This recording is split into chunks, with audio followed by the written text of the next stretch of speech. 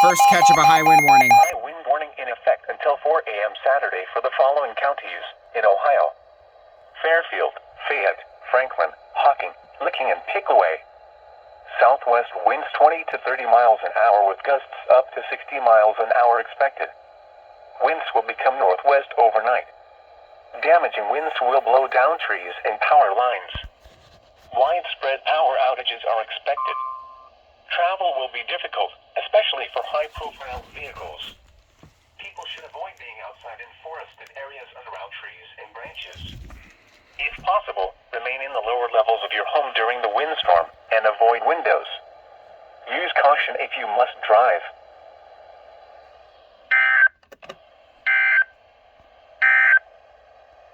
Here is a special weather statement.